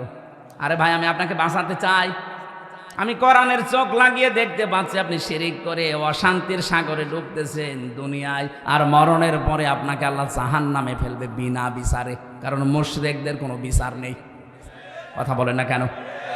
কেন বললাম এটা বলেন তো? ইন্নাহু মাইয়ুশরিক বিল্লাহি ফাকাদ হারামাল্লাহ। অবশ্যই যারা শিরিক করবে, সূরা মাইদার আয়াত, আল্লাহ পাক বলেন জান্নাত তাদের জন্য হারাম, ওয়া মাওয়াহুন নার, আর জাহান্নাম তাদের আসল জায়গা। এই জন্য শিরিক যেন আমাদের বিশ্বাসে না থাকে। বাহমতটা এই দেশের অনেক আলেম ওলামা দিয়ে থাকেন, বুঝে কি না বুঝে আমি জানি না, যে তাদের আকীদা ভালো না। কে বলেছে আপনাকে? আকীদা যদি ভালোই না হবে, ফাঁসির দড়ি গলার কাছে চলতেছে, তারপরেও অস্বীকার করে নাই। আপনার আকীদা এত ভালো, আপনি একটু ফাঁসির দড়ির কাছে যেয়ে দেখেন তো। গলায় নেওয়া লাগবে না, শুধু দড়ি এক হাত দূর থেকে দেখবেন, দেখলে আপনার ভেতরে সব শুকিয়ে যাবে। কত বড় বড় আল্লাহর অলিকে দেখেছি ফাঁসির নাম শুনলে কান্নাকাটি করে, অথচ শহীদ মীর কাশেম আলী ফাঁসির নাম শোনার পরে মনে হচ্ছে শ্বশুর বাড়ি যাচ্ছে। মতিয়ার রহমান নিজামী এই জেলার জামাই, এ জেলা ধন্য। সে ফাঁসিতে যাওয়ার আগে বলেছিল, সন্তান আমি কি পায়জামা পরে গেলে ভালো হয় না লুঙ্গি পরে গেলে ভালো হয়? আপনি ফাঁসির দড়ির নাম শুনিতে কিন্তু কেমন লাগে? আর তাদের মাত্র 3 ঘন্টা পরে ফাঁসি হবে। সেই ব্যক্তিও বলেছে, ভাই আমি 2 ঘন্টা ঘুমালাম, আমার ডেকে দিও 1 ঘন্টা পর। অথচ তার ছেলেটা গুম হয়ে আছে, ব্যারিস্টার আরমান। তার বউ ওই সময় আইসিইউতে ছিল। 3 ঘন্টা পরে যার ফাঁসি, তার দলীয় লোকজন সব পালিয়ে বেড়াচ্ছে, কেউ জেলে আছে, কেউ গুম হয়ে আছে। এই কঠিন পরিস্থিতিতে তার 2 ঘন্টা ঘুম আসলো কি করে আপনি বলেন তো? আপনার জীবনও মনে আসবে না, ব্রেনে ধরবে না। আমার তো সূরা হামিম সেজদার 30 নাম্বার আয়াত পড়ার পরে তার সাথে মিলিয়ে দেখেছি, আল্লাহ তাখাফু ওয়ালা তাহজানু ওয়া আবশিরু বিল জান্নাহ। ফেরেশতারা ওই সময় এসে বলে, ভয় পাবেন না, চিন্তা করবেন না। কিসের ভয়, কিসের চিন্তা? হয়তো ভয় হতে পারে, চিন্তা হতে পারে যে আমি এখনই যদি ফাঁসি হয়ে যায় তাহলে আমার ছেলের কি হবে, আমার বউর কি হবে, আমার সন্তানের কি হবে, আমার বিশাল যে সম্পদ, লক্ষ লক্ষ মানুষের কর্মসংস্থান আমি বানিয়েছি, কি হবে এটা? এই চিন্তা ভাবনা আসতে পারে। এই জন্য ফেরেশতারা এসে বলে, 1 2 না, তাতানাজ্জালু আলাইহিমুল মালাইকা, বহু বছর আছে। 1 2 না, হাজার হাজার লক্ষাধিক ফেরেশতা ফাঁসির দড়ির সামনে এসে তাকে বলতে থাকে, ভয় পাবেন না, যেগুলো রেখে গেছেন এগুলোর কোনো চিন্তা নেই, আল্লাহ এগুলো সব দেখবে। মনে হয় শহীদ মীর কাশেম আলীর কানের কাছে ফেরেশতায় কথা বলেছিল, নাই তো তার এই 3 ঘন্টা আগে 2 ঘন্টা জীবনেও ঘুম আসার কথা না। কথা বলে না কেন? এই মজলুম দলটার উপরে আন্দাজে আকীদা ভালো না, এই দোষ চাপিয়ে দেন। আকীদা আপনার ভালো। আমার মনে হয় এখন যে অবস্থায় আমরা এসে গেছি, সমস্ত ছোটখাটো বিষয় নিয়ে সব বাদ দেওয়া দরকার।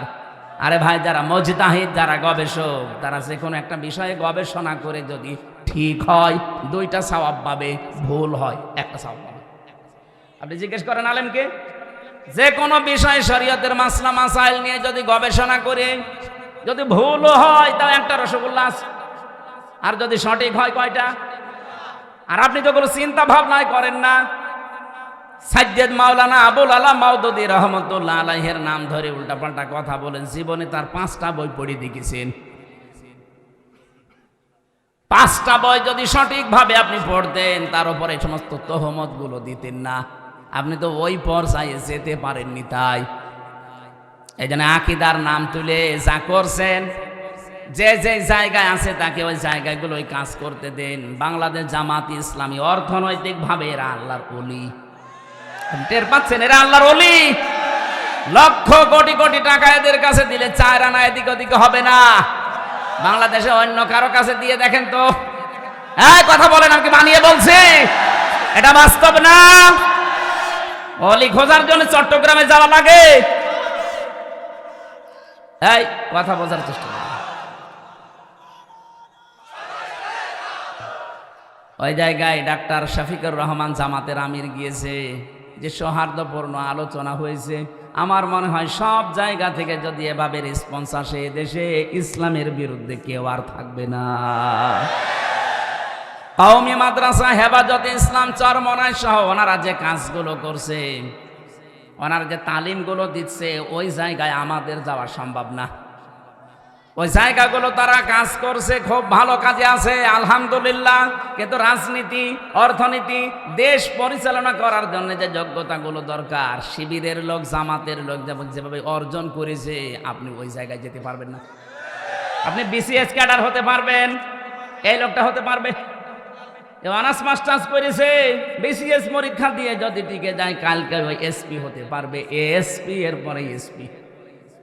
আমি বিসিএস ক্যাডার হওয়ার জন্য আমি কোচিংও করেছিলাম, পরীক্ষাও দিয়েছিলাম।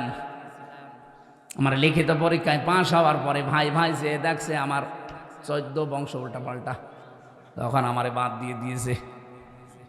যদি দেখতো না এর বাবা ওই যারা পালিয়েছে তাদের দলের সভাপতি, কি কথা বলছেন এখানে? যদি দেখতো এর দাদা ওই দলের সেক্রেটারি, বলতো ঠিক আছে সব মাফ, আল্লাহর ওলি আজকে থেকে এএসপি। জিজ্ঞেস করেন, 100 ভাগ বলতো। কারণ আমার সে যোগ্যতা ছিল না, তা না, লেখাপড়া করলে আমি হয়ে যেতাম। আমাকে লাইন মতো উঠতেই দেননি। এই 15.5 বছর এরকম বহু চেয়ারে দেশের বহু মানুষকে আপনি উঠতে দেননি। আপনি জালেম, আর এটা মজলুম। এই জন্য অন্যান্য যারা আছেন কওমি মাদ্রাসা ভাই, আপনাদের আমরা আহ্বান জানাচ্ছি যে তালিমের জায়গাগুলো আছে, খুব ভালো ভালো কাজে আপনারা আছেন। খায়রুকুম মান তাআল্লামাল কোরআন ওয়া আল্লামা। কোরআন যে শেখে, কোরআন যে শেখায়, তার মতো উত্তম মানুষ নেই। কিন্তু এখন দেশের যে অবস্থা, জালেমদের এখনো পর্যন্ত নজর কিন্তু আছে। এই নজর থেকে মুক্ত হওয়ার জন্য আন্তর্জাতিক যে ষড়যন্ত্রগুলো চলছে আপনার মাথায় ধরবে না, চিন্তা ভাবনা করা লাগে এর জন্য আলাদা। এখান থেকে বাঁচতে হলে আমার মনে হয় আকীদার প্রশ্ন তুলে মানুষকে আর দূরে সরানোর সময় নেই। বুকে টেনে নেন, কাছে আসেন, আগে ইসলামটা কায়েম হোক। কথা বলুন, ইসলামটা কায়েম হোক, এরপরে বলেন যে ভাই এই কাজটা ভুল হচ্ছে, এইটা শুধরিয়ে নেন, এইটা ঠিক করেন। তারা যা যা খেদমত করেছে, তার যে 50 বছরে যে খেদমত, আপনি 500 বছর পেলেও পারবেন না। কারণ 500 বছরে আপনি 450 বছর ঘুমাবেন। কথা বলছেন এখানে। আর তার এই 50 বছরের হায়াতে আমার মনে হয় 30 বছর শুধু লিখেছে। আপনি টের পান কারে আন্দাজে কোন ফতোয়া দেন। এই জন্য আহ্বান জানাচ্ছি, দেশটাকে শিরিক মুক্ত করা লাগবে। আমাদের বিশ্বাসে যাদের শিরিক আছে, জামাত ইসলামের এই গঠনতন্ত্রে বিশ্বাসে আকীদায় শিরিক আছে, আপনি একটু দেখান তো যে এটা শিরিক। বলেন বলেন। আমি নাম ধরে বলছি এই কারণে, কারণ এই মজলুম দলটার উপরে আবাহমান কাল থেকে এই দেশে একটা তহমত লাগিয়ে দিয়েছে আন্দাজে। কেউ যেন এই অবিচার করে তাদের ওপরে তহমতটা দিয়ে নিজের গোনার পাল্লা ভারী করবেন না। নিজের চিন্তায় তো আমি নিজে বাঁচি না। কথা বলেন না কেন? তাহলে এই দেশকে যদি আল্লাহর নিরাপদের চাদর দিয়ে ঢেকতে হয়, জুলুম মুক্ত করা লাগবে, শিরিক মুক্ত করা লাগবে। বলেন। আল্লাহ পাক বলেন, এমন একটা গ্রামের নাম বলছি শোনো, যে গ্রামটা শান্তি ছিল। এই যে আমনুন মানে নিরাপত্তা। আমনুন মানে কি? কানাত আমিনাতান মুতমাইন্নাতান, যেখানে বাস করে মানুষ আত্মতৃপ্তি পেত। মুতমাইন্না মানে কি? আত্মতৃপ্তি। বাস করলে যেখানে আত্মতৃপ্তি পাওয়া যেত, ভালো লাগতো মানুষের, শান্তি স্বস্তি, এগুলো সব ঘিরে রেখেছিল তাদেরকে। বিভিন্ন জায়গা থেকে তাদের রিজিক আসতো, বিভিন্ন ব্যবসা বাণিজ্যের মাধ্যমে রিজিক আসতো। কিন্তু এতটুকু আল্লাহ শেষ করেননি। এই রিজিক আসার পর আল্লাহর দেওয়া রিজিক খেয়ে নিয়ামতগুলো খাওয়ার পরে তারা আল্লাহর সাথে কুফরি আরম্ভ করেছে। সবচাইতে বড় কুফরি ছিল ওই জামানার যিনি নবী ছিল মুহাম্মদ রাসূলুল্লাহকে তারা মিথ্যাবাদী বলেছে, পাগল বলেছে, জাদুকার বলেছে, এমনকি দেশ থেকে পর্যন্ত তাড়িয়ে দিয়েছে। কথা বলেন ঠিক কিনা? 18 কোটি মানুষ মাত্র 56,000 বর্গ মাইলের এই দেশে। এতটুকু দেশ, পৃথিবীর বহু দেশে তো ঘুরলাম, কই এতটুকু জায়গায় এত মানুষ বাস করে পৃথিবীর কোনো জায়গায় আমি পাইনি। এর চাইতে, এই যে কয়েকদিন আগে গিয়েছিলাম মালয়েশিয়া, এর চাইতে 8 ডবল বড়। কত বলেন? বাংলাদেশে 8টা জোড়া দিলে যত বড় হবে, মালয়েশিয়া একাই অত বড়। বাংলাদেশ 14টা জোড়া দিলে যত বড় হবে, সৌদি আরব একাই অত বড়। বাংলাদেশ 59টা জোড়া দিলে যত বড় হবে, আমেরিকা একাই অত বড়। কিন্তু মানুষ বাংলাদেশের চাইতে কম জায়গা হিসাবে। কথা বলে না কেন? তাদের যে বিশাল জমিন পড়ে আছে, সেই তুলনায় মানুষ একেবারেই কম। আমাদের এতগুলো মানুষ, অথচ জায়গা যতটুকু। আল্লাহ পাক বলেন, বিভিন্ন জায়গা থেকে তোদের রিজিকের ব্যবস্থাগুলো করছিলাম, কি হয়েছে তোদের? আমার নিয়ামতগুলো তোরা উল্টিয়ে দিতে আরম্ভ করলি। পুরুষে পুরুষে বিয়ে, এই যে তহমত, যেটা কি বলে, এর নাম সমকামিতা আরম্ভ করলি। এইটার স্লোগান পর্যন্ত দিচ্ছে। 3 দিন আগে কুষ্টিয়ায় 2 মেয়ে আন্দোলন করেছে যে আমরা 2 জন বিয়ে করব, যদি বিয়ে না দেয় 2 জনে মরে যাব।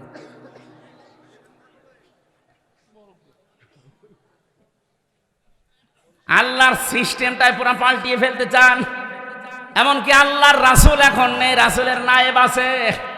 নায়েবে রাসূল আলেমদের গায়ে হাত দিয়েছেন। এই কথা বলছেন না কেন? মাওলানা মামুনুল হকের মাথায় দড়ি দিয়ে, তার হাতে হ্যান্ডকাপ দিয়ে, মাথার উপরে হেলমেট দিয়ে, মনে হচ্ছে যে কি নিয়ে যাচ্ছে, অথচ কিছুই না। আমার মতো একটা দুর্বল মানুষের মাথায় তো দড়ি দিয়েছে, হাতে দিয়েছে হ্যান্ডকাপ, আবার পায়ে ডান্ডা বেড়ি, মাথার উপরে লাগিয়েছে সে লোহার টুপি। মনে হচ্ছে যে কি পেয়েছে, গরু না ছাগল। আপনি যদি আমার সাথে এই করেন, মাওলানা মামুনুল হকের সাথে, মাওলানা সাখাওয়াত হোসেন রাজির সাথে এই করেন, আমার মনে হয় যদি নবীজি এখন বেঁচে থাকতো, নবীর মাথায় দড়ি দিত। বলেন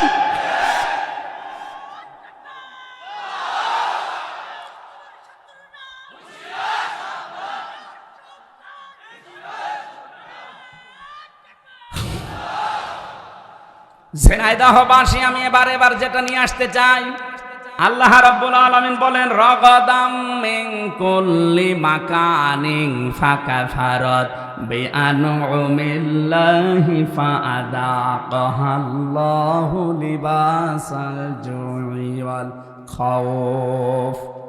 মানুষ যখন আল্লাহর আইন ভুলে, আল্লাহর আলেমদের প্রতি অত্যাচার, জুলুম, নির্যাতন শুরু করে, ওই সময় ওদের পাপের কারণে আমি আল্লাহ দুইটা জিনিস চাপিয়ে দেই। একটা হচ্ছে ক্ষুধা। ক্ষুধা মানে দুর্ভিক্ষ। ক্ষুধা মানে কি বলেন? দুর্ভিক্ষ আসা আরম্ভ হয়েছিল, আলেমদের উপরে যা আরম্ভ করেছিলেন, দুর্ভিক্ষ চলে আসতো।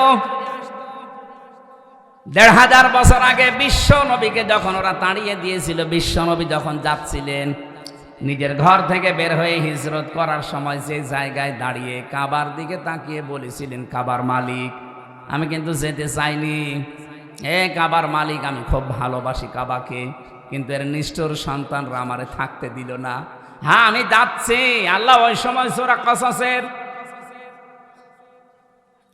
৮৫ নম্বর আয়াতটা নাযিল করেছিলেন, ইন্নাল্লাযী ফারাদা আলাইকাল কুরআনা লারাদ্দুকা ইলা মাআদ। অবশ্যই আপনার প্রতি আমি কোরআনের আইন মানা ফরজ করে দিয়েছি।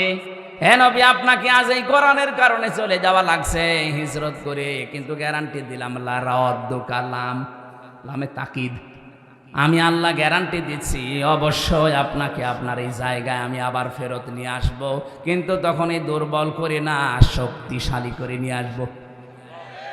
মাত্র কয় বছরের ব্যবধানে নবীজিকে আবার এই জায়গায় নিয়ে এসেছিলেন, কিন্তু বাদশা করে। কথা বলেন ঠিক কিনা? নবীজি তো ১৩ বছর অত্যাচার সহ্য করেছেন। বাংলার মুসলমানেরা আমরা অত্যাচার সহ্য করছি ৫৩ বছর, তার ভেতরে ১৫ বছর আরো বেশি। উনি ১৩ বছর, আমরা ১৫ বছর, ২ বছর পার করে ফেলেছি বেশি। উনি যদি ১৩ বছর অত্যাচার সহ্য করার পরে ১০ বছর প্রেসিডেন্ট হতে পারে, আমার মনে হয় নবীজির এই জীবনী বাংলাদেশেও মিলবে। ১৫ বছর আমরা যারা জুলুম, নির্যাতন, অত্যাচারের শিকার হয়েছি, তাদের হাতে আল্লাহ ১০ বছর বাংলাদেশ তুলে দেবে। এইটার নাম ইলা রাদ্দুকা ইলা মাআদ।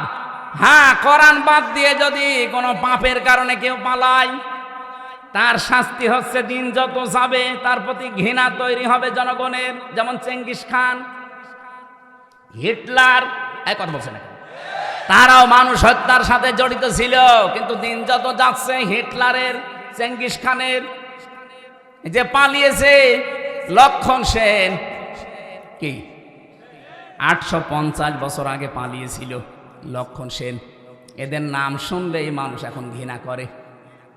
কিন্তু কোরআনের কারণে যারা চলে গিয়েছিল টিকতে না পেরে, এই মানুষগুলোকে আবার আল্লাহ এই দেশে ফেরত নিয়ে আসতেছে সম্মানের সাথে। মাওলানা আবুল কালাম আজাদ,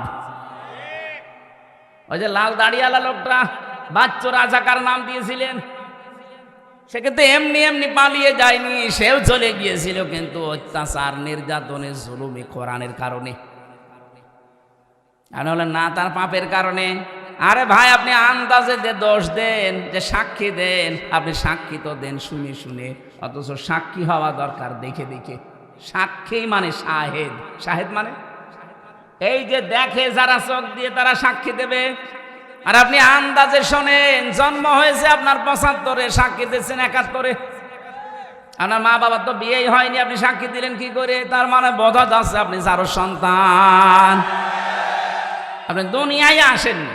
75 সালে আসলেন, 71 সালে সাক্ষী আপনার নামে, তা আপনি তো বৈধ বাবা মার সন্তান, আশা করা যাচ্ছে না। কথা বলে না কেন? এরকম সাক্ষী হলে তো উল্টাপাল্টা। আমার নামে যে 4 জন সাক্ষী ছিল মজমপুর গেটে, আর এই যে চড়হাসের, জীবনে আমি কোনোদিন নাম শুনিনি। আর আমারে নিয়ে গেল আমার বাড়ি থেকে, পরের দিন পেপারে দিল না ওনার আমরা চড়হাস থেকে মজমপুর থেকে নিয়েছি। পুরোটা মিথ্যা কথা। তাহলে আমার পক্ষে বিপক্ষে যারা সাক্ষী দিয়েছে, কি সত্য সাক্ষী না মিথ্যা? বলেন বলেন। এরকম সাক্ষী 15.5 বছর চলছিল। এই জন্য কোরআনের কারণে যদি কেউ দূর হয়ে যায় দেশ থেকে, তাদেরকে আল্লাহ সসম্মানে ফিরিয়ে নিয়ে আসেন। আর কোরআনের বাইরে যে মানুষগুলো পালায়, এদের দিন যত যাবে ওদের চেঙ্গিস খানের মতো, লক্ষণ সেনের মতো অবস্থান হবে।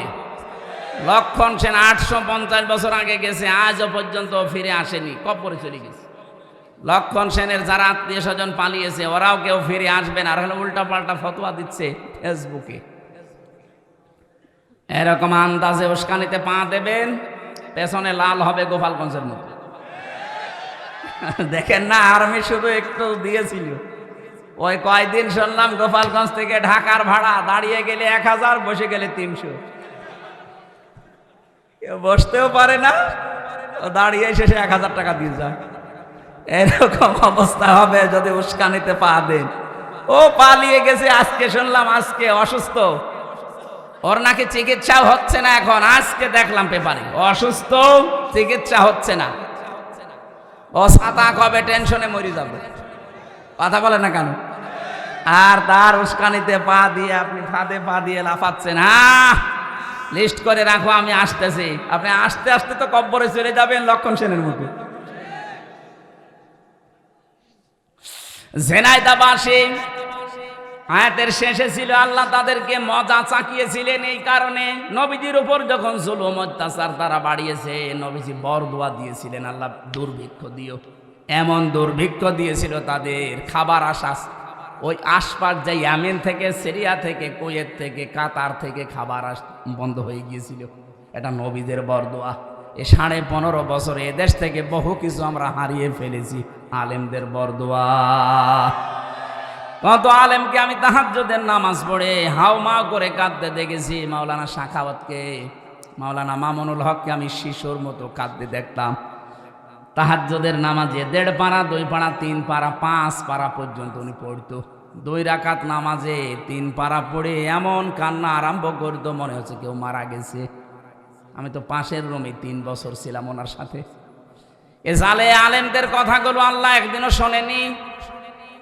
বলেন, কত বিডিআর 1 মাস পরে রিটায়ার্ড হয়ে যাবে, অথচ 14 বছর জেল খাটতেছে।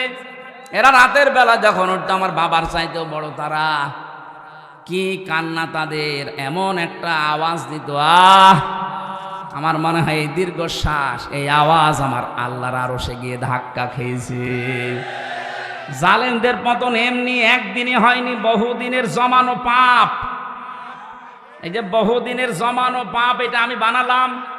সূরা আলে ইমরানে আছে 4 নম্বর পারা 12 নম্বর পৃষ্ঠা 9 নম্বর লাইনে আছে, ইন্নামা নুমলি লাহুম লিয়াজদাদু ইসমা। আল্লাহ পাক বলেন, ওদের পাপের বোঝা যখন পরিপূর্ণ হয়ে যায়, ওয়ালাহুম আযাবুম মুহিন, তখন আমি অপমানজনক শাস্তি দেই। আগস্টের 5 তারিখ থেকে আজকের এই নভেম্বর ডিসেম্বরের 2 তারিখ পর্যন্ত, এই 3 মাস 3 দিনের ভেতরে আপনি তাকান কি অপমান আর বাকি আছে বলেন জালেমদের।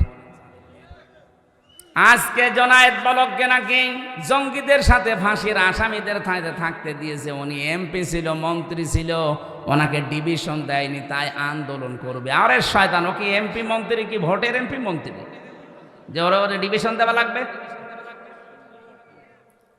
ভোটের এমপি ছিল যে অধ্যাপক মিয়া গোলাম পরোয়ার, তারে আপনি ফাঁসির কন্টেম সেলে রাখলেন, জঙ্গিদের সাথে রাখলেন, তখন মানবতা কোথায় গেল?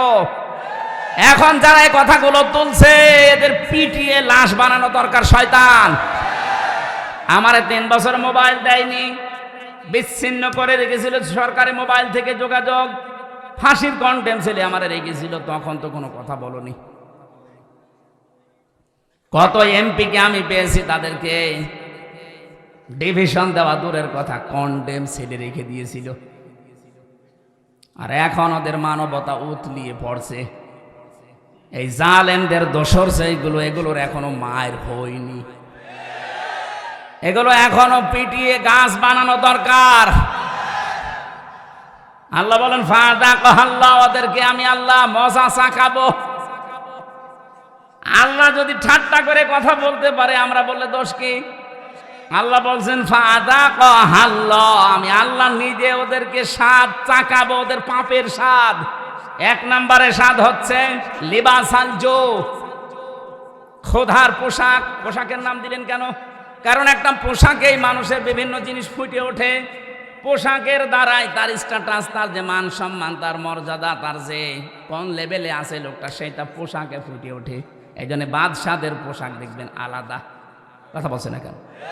আল্লাহ বলেন এমন ক্ষুধা দারিদ্র দিয়েছিলাম ওই জামানায় নবীর বরকতে, বরদোয়ার বরকতে, বরদোয়ার ফলে এই মানুষগুলো পায়খানা আর এর সাথে মদ মিশিয়ে, পায়খানার মদ মিশিয়ে বড়ি বানিয়ে বানিয়ে ওরা খেয়েছিল। আলেমদের বরদোয়ার কারণে দেশটাও রসগোল্লায় যাচ্ছিল। কিন্তু আমার আল্লাহ মনে হচ্ছে হাতে ধরে 5 তারিখে বাঁচিয়ে দিয়েছেন। অওয়াদানা আনকা বিজরাক আল্লাযী আনকাদা যাহরাক। হে নবী, আপনার পেটকে বাঁকা করে রেখেছিল আইয়ামে জাহিলিয়াতের পাথর।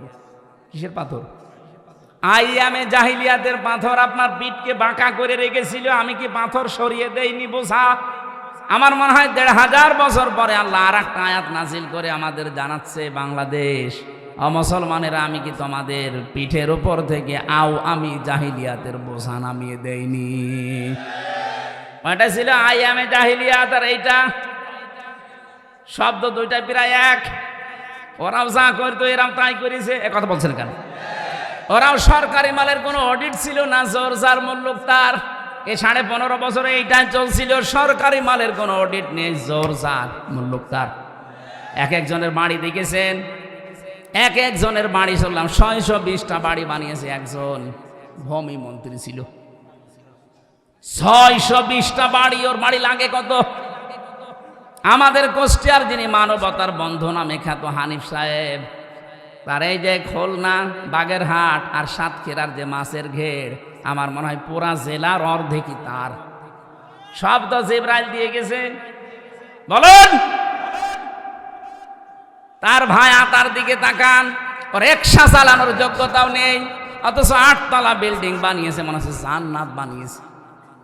আগস্টের 5 তারিখে বানিয়েছিল, 6 তারিখে বিকাল 5টার সময় যে দেখি পুরাটা জনগণ টয়লেটের সেই প্যান পর্যন্ত খুলে মিশে গেছে।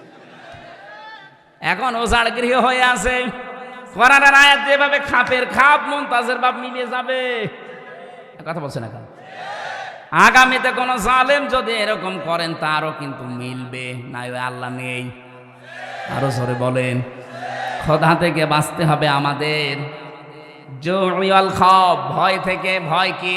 ওই জামানায় যখন সন্ধি হয় নবীর সাথে মক্কা বিজয়ের আগে, সন্ধি হওয়ার পর থেকে বিভিন্ন দেশে নবী সারিয়া পাঠাতেন, প্রতিনিধি দল পাঠাতেন।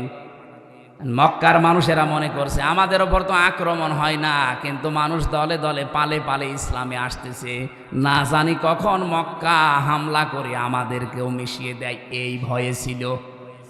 আমার মনে হচ্ছে ঠিক 1500 বছর পর বাংলাদেশের এই 56,000 বর্গ মাইলের সাথে আল্লাহ এইটাই ঘটিয়েছে।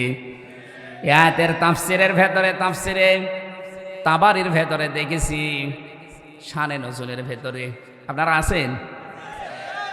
আল্লাহর নবী যখন মেরাজে যাচ্ছিলেন, জিবরাইলকে বললেন, ভাই জিবরাইল, যে কালো কালো পোকার মতো কি উঠতেছে আমাদের সাথে, আর কালো কালো কিছু পিপিলিকার মতো নামতেছে। জিবরাইল বললেন, হে নবী, এই পৃথিবীতে আপনার উম্মতেরা যে খারাপ কাজগুলো করে, এই খারাপ কাজগুলো উপরে উঠে যাচ্ছে, আর এই খারাপ কাজের প্রতিফল ওই পিপিলিকার মতো শাস্তি আল্লাহ নামাচ্ছে। তাহলে দুনিয়ায় যে যেই ধরনের অপরাধ করবেন, এই অপরাধটাই আল্লাহ উপরে তুলে নেবে, এইটার শাস্তি যা হয় ওইটা দুনিয়ায় পাঠাবে। এটা আমি বানালাম।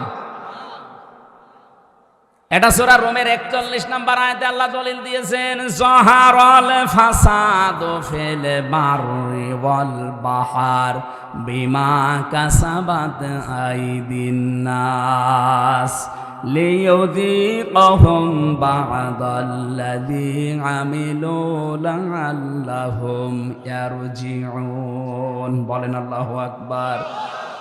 আল্লাহ বলেন, জলে স্থলে যে বিপদ আপদগুলো দেখতে পাও, এই যে মহামারী, খুন খারাপি, চুরি ডাকাতি, এই অসুখ, নতুন নতুন অসুখ আসে, করোনা, কি কি আসে, এগুলো দিতে চাই না, তোমাদের হাতের কামাই করা পাপের ফসল। আরো আমি আল্লাহ মাফ করে দেই। আমি চাই যে তোমরা ফিরে আসো, যা করো সব শাস্তি যদি দুনিয়ায় পাঠাতাম, শ্বাস ফেলার সময় পেতে না। ওমা সাবাকুম মিন মুসিবাতিন ফাবিমা কাসাবাত আইদিকুম ওয়া ইয়াফু আন কাসীর। বলেন আল্লাহু আকবার। সূরা শুরার 30 নম্বর আয়াতে আল্লাহ জানিয়েছেন, যা করো সব পাপের শাস্তি যদি দুনিয়ায় ফেলতাম, একটা শ্বাস নেবে সে সময়ও পেতে না। আমি অধিকাংশগুলো আমার গাফফার নামের খাতিরে মাফ করে দেই। বলেন সুবহানাল্লাহ। এই জন্য আমরা এখন থেকে সাবধান, যে যে অপরাধ করছি এইটা কিন্তু ঘুরে আমার প্রতি আবার নাজিল হবে। যারা গোপন অপরাধ করেন, গোপন অপরাধের শাস্তি আছে। যারা গোনা গোপনে করেন, তাদের চেহারার উজ্জ্বলতা আল্লাহ নষ্ট করে দেবে। এদের এখানে তাকাবেন, যাদের চেহারা দেখতে খারাপ, বিশ্রী, তাকাতে মনে চায় না, মনে করবেন ও গোপনে কোনা গোনা করে। যারা ওজনে কম বেশি করে, এই মানুষগুলোর প্রতি আল্লাহ শাস্তি পাঠাবে দুইটা। এটা শুআয়ব আলাইহিস সালামের জামানায় ওই মানুষেরা ওজনে কম বেশি করত। আজ বাংলাদেশে ওজনে কম বেশি আছে না নেই? ওজনে কম বেশি মানে খালি দাড়ি পাল্লা দিয়েই না। এই যে শিক্ষক, কলেজের শিক্ষক অধ্যাপক, সে 1 থেকে মাস্টার্স পর্যন্ত বিশ্ববিদ্যালয়ে বহু শিক্ষা বিভিন্ন জায়গা থেকে নিয়েছে, কিন্তু দেওয়ার সময় ডেলিভারিতে আর দিতে চায় না। তখন বলে প্রাইভেট পড়া লাগবে, কোচিং করা লাগবে। এইটার আর বেনাম মুতাফফিফিন। আল্লাহ পাক বলেন, ওয়াইলুল লিল মুতাফফিফিন আল্লাযীনা ইযা কাতালু আলান নাসি ইয়াস্তাউফুন। ধ্বংস হয়ে যাক ওই দোকানদারগুলো, ওই শিক্ষকগুলো, যারা নেওয়ার সময় ঠিক মতোই নেয়, দেওয়ার সময় দিতে চায় না, তখন কোচিং করো, প্রাইভেট পড়ো, এরকম নাম দেয়। আজ এই বিশ্ববিদ্যালয়ের নাম ধরেই বলছি, বহু শিক্ষক এমন আছে, ওরা তো ডক্টর, নেওয়ার সময় তো বহু জ্ঞান বিভিন্ন জায়গা থেকে তারা নিয়েছে, কিন্তু দেওয়ার সময় ছেলে মেয়েদের আর দিতে চায় না ক্লাসে। তখন ওনারা ক্লাস করায় বিভিন্ন বিশ্ববিদ্যালয়ে টাকার বিনিময়ে। আমি কি বেশি বললাম? এরকম শিক্ষক দেশে নেই? কত প্রাইমারিতে, হাই স্কুলে, কলেজে, মাদ্রাসা, এরা নিজেরা ক্লাসে ঠিক মতো পড়া দিতে চায় না। ওই পড়ায় দেবে, কোচিং করা লাগবে, ওই পড়ায় দেবে, তখন আবার প্রাইভেট পড়া লাগবে। কেন? আপনি যা পেয়েছেন নেওয়ার সময়, ওইটা দেওয়ার সময় ঠিক মতো দেওয়া লাগবে। এই জন্যই তো আল্লাযীনা ইযা ক্তালু আলান নাসি ইয়াস্তাউফুন, নেওয়ার সময় ঠিক মতো দেয়, দেওয়ার সময় কম দেয়, এরা আল্লাহর অভিশপ্ত বান্দা। এ বাংলাদেশে আছে না নেই? আমরা এরকম পাপ যদি করি, এই পাপের কারণে আল্লাহ ওইটা আবার শাস্তি করে পাঠাবে, হয় আপনার উপরে, না আপনার ছেলে মেয়ের উপরে, না নাতি নাতনির উপরে। এমন এমন শাস্তি এসে দাঁড় হবে যে জীবন দিয়ে হলেও সে শাস্তি আর তুলতে পারবেন না। আপনার ছেলে যদি একটা আসে 100 কানা, আপনি 50 বিঘা জমির মালিক হয়ে কি করবেন? সারা জীবন মানুষ আপনাকে ডাকবে কানার বাপ। আর কথা বলছেন না কেন? না, আপনাদের বেশি সময় হয়ে গেছে না? না, অনেক হয়ে গেছে। ওরে বাবার, 11টা 15, আমি তো মনে করলাম 11টা শেষ করে দেব। না না, আমার গলা আবার পারছে না, আগামীতে, আবার আগামীতে। এ পর্যন্ত থাক। আমরা যে পাপ করি, চিন্তা ভাবনা করি ওইটাই উঠে যায় আবার ওইটাই নাজিল হয়। আল্লাহ আমাদেরকে শাস্তি দেওয়ার জন্য নাজিল করে। এই জন্য এমন কোনো অপরাধে আমরা যাব না যে নিজের ওপরে নিজে আবার কুড়ুল মারছি। আল্লাহ আমাদের হেফাজত করুন, আল্লাহুম্মা আমিন। লা ইলাহা ইল্লা আনতা সুবহানাকা ইন্নী কুনতু মিনাজ জালিমিন। আল্লাহুম্মা আগফিরলি ওয়ারহামনি ওয়াহদিনি ওয়াফিনি ওয়ারযুকনি ইয়া রাব্বাল আলামিন। আল্লাহ তাআলা 1.5 ঘন্টার মতো তোমার কোরআনে কারীম থেকে কথা বলার চেষ্টা চালিয়েছি। চাতক পাখির মতো তোমার বান্দা বান্দিরা শুনেছে। এটা জীবনে তুমি আমল করার তৌফিক আমাদের ভিক্ষা দাও। এ মাহফিলের আয়োজন করতে গিয়ে মাদ্রাসা কর্তৃপক্ষ যাদেরকে সাথে নিয়ে বিশাল আয়োজন সাজিয়েছে, আল্লাহ প্রত্যেকের কবরে, আত্মীয় স্বজনের কবরে সওয়াব পৌঁছিয়ে দাও। তাদের জীবনটা তুমি ধন্য করে দাও, গোনাহ থেকে তাদেরকে বাঁচাও। আমরা এমন কোনো গোনাহ যেন না করি যে গোনার শাস্তি আবার ঘুরে আসে। আল্লাহ তাআলা এই মাহফিলের সভাপতি, সহসভাপতি, প্রধান অতিথি, বিশেষ অতিথি যারা এসেছে আল্লাহ মঞ্জুর করো। বিশেষ করে অ্যাডভোকেট আবু তয়ব, মুফতি আশরাফ আলী ফারুকি ভাই সহ আমার শ্রদ্ধাভাজন বাবা রিয়াজউদ্দিন সহ আরজান আলী, আব্দুল ওহাব, আল্লাহ কত মানুষ, রবিউল ইসলাম ভাই সহ যত মানুষ এখানে পরিচিত অপরিচিত এসেছে, সবাইকে অমরের মতো বানিয়ে দাও। সম্মানিতা মা বোনদের জন্য আলাদা করে আজকে কিছু বলতে পারলাম না। মা বোনদেরকে তুমি খাদিজাতুল কুবরার মতো বানিয়ে দাও।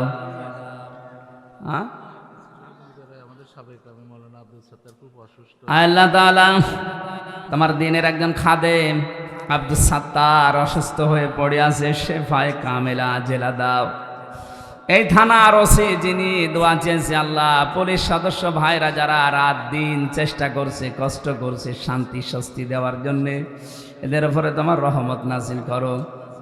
এ জেলায় যত মানুষ কবরে আছে কবরগুলো জান্নাত বানিয়ে দাও। মকুল রকন ভাইয়ের জন্য দোয়া চেয়েছে, আল্লাহ যত মানুষ যার জন্য দোয়া চেয়েছে তোমার কাছে আমরা দোয়া করছি, সবার জায়েজ আশাগুলো পূর্ণ করে দাও। এ মাহফিলের জন্য যে একটা টাকাও দিয়েছে আল্লাহ তার টাকাকে ওসমানের মতো বানিয়ে দাও। বারাকাল্লাহু লানা ওয়া লাকুম ফিল কোরআনিল আযীম। এলাকায় যারা ব্যবসা বাণিজ্য করে তুমি বরকত দাও। আসমান জমিনের বালা মুসিবত থেকে আমাদেরকে বাঁচাও। 3টা বছর আমি জালেমের জেলখানায় অসুস্থ হয়ে গেছি, আল্লাহ তুমি আমাকে আগের অবস্থায় ফিরিয়ে দাও। আমার কণ্ঠটা মেহেরবানি করে ভিক্ষা দাও। আলহামদুলিল্লাহি রাব্বিল আলামিন। মরণ আসলেই যেন পড়তে পারি লা ইলাহা ইল্লাল্লাহু মুহাম্মাদুর রাসূলুল্লাহ।